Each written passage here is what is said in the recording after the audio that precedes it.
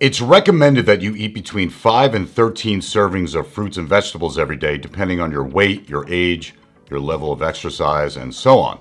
Which is great advice, since that's where you should be getting the bulk of your essential vitamins and minerals in your diet. But along with the health aspects of fruits and vegetables, there are also things to consider like pesticides and herbicides, wax finishers, and other residues. This is why you should always rinse your fruits and vegetables before eating them. But if you own a water ionizer, you already have the tool you need to help you completely inactivate any pesticides and herbicides and to kill any bacteria and other pathogens that may still exist on your produce. So in this short video, I'll answer the question, how do I use my water ionizer to clean my fruits and vegetables? Hey guys, I'm Dean Snyder from Snyder Health. Welcome to another episode of Water Ionizer Wednesday, where each Wednesday I'll answer another commonly asked question that I get from my customers. In this short video, I'll give you the basic instructions for washing off those chemical residues from your fruits and veggies and tell you what type of water you want to get from your water ionizer in order to do that. But real quick, I'd like to ask that you go ahead and click that red subscribe button and then also hit that notification bell icon, because I have new videos coming out each week, and so this way you never miss an episode in this series. All right, let's take a look at some ways to rinse off your produce.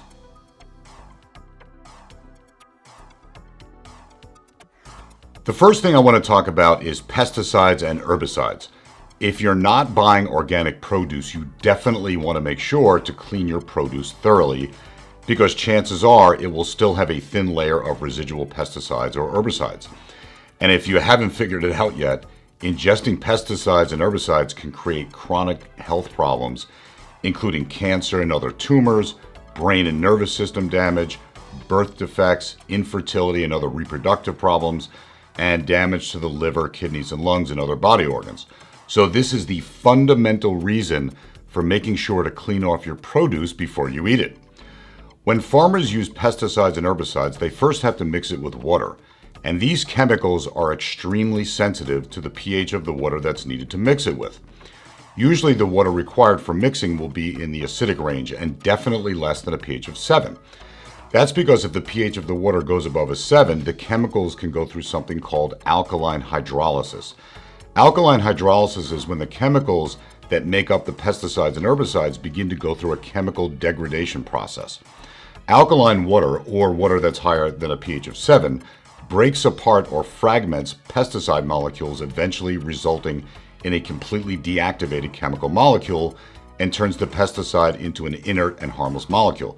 So knowing that, what you want to do is set your ionizer to the highest pH setting your machine has to offer. What I would do first is soak the produce by filling a giant bowl or pot with the high alkaline water, and then let the produce sit in that water for about 10 to 20 minutes. After that, turn your ionizer back on and do a quick finishing rinse on your produce using that high pH water. That will completely eliminate any potentially harmful chemicals from your produce. Now, if you're buying truly organic produce, then you shouldn't have any pesticide or herbicide residues on your fruits and vegetables. But you can still have waxes on them. You know, the stuff they put on there to make them look pretty and shiny and makes you want to buy more of them.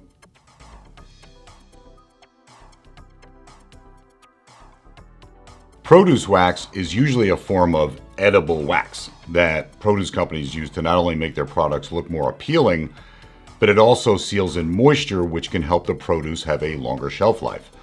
Now, depending on which method the company uses, and more specifically, which chemical they use within the waxing procedure, food waxes can definitely be harmful to your health. For example, most fruit waxes contain something called morpholine. Morpholine is used in the mixture to give the wax a nice, even, thin film. But the use of morpholine can increase the risk of cancer, liver and kidney damage, it causes allergies, and so on and so on. So again, even if you buy organic fruit, these companies are still allowed to use waxing methods on their produce.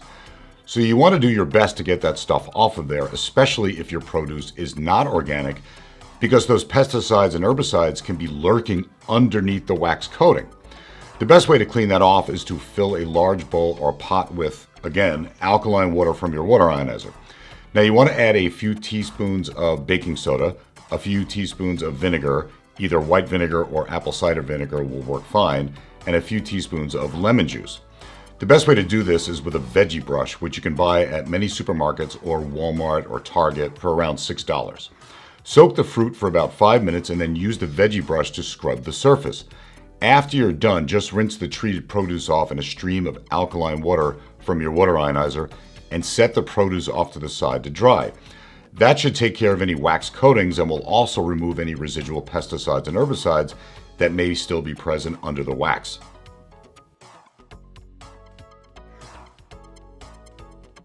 The last thing I want to talk about is bacteria and other foodborne pathogens.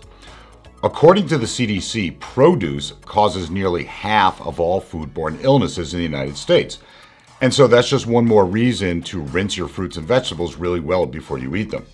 Now, with bacteria and pathogens, unlike with pesticides and herbicides, the water you want to use from your water ionizer is going to be highly acidic water. So what I would suggest is this. As you're creating the high alkaline water to wash off the pesticides, herbicides, and waxes, you want to collect the acidic water that's coming from the acidic hose in another large bowl or pot. When you're finished with the procedure I described before, then take your produce and let it sit in the acidic water for about 2 to 3 minutes. That's all you need for the acidic water to kill almost any living microorganism that still may be present on the produce. Keep in mind, the more acidic the water is, the faster the bacteria will die. So for example, if your ionizer is capable of creating water with a pH of roughly 2.8, that water will kill almost any living microorganisms, including viruses, on contact. If the pH is a little higher than that, then you'll want to soak the produce for a few minutes to let it do its job. If you take a look up here, I'll post a link to a video that describes other uses for acidic water if you own a water ionizer. In the meantime, if you spend a half hour in total doing all the steps I described, your produce should be free and clear of almost anything that can cause you harm. Well worth the time, especially in today's age of Monsanto Roundup products being used and other dangerous chemicals being used on our food. Alright guys, hopefully you got something out of this video. If you did, please give the video a thumbs up. And if you'd like to save some money on the purchase of a brand new AlkaViva H2 Series water ionizer, I'll post links in the description area below where you can save up to 20%. Also, if you have any questions at all about this video, or you'd like to share your exact method of cleaning off your produce, please share that with everybody in the comments section below. If you haven't done it yet, you can subscribe to the channel by clicking on this big round button right here, and you can watch other videos in the Water Ionizer Wednesday video series by clicking on either one of those right over there. Until next week, let me know if there's any specific topics you'd like to see me cover in my upcoming videos. I'm here to answer your questions. See you next time.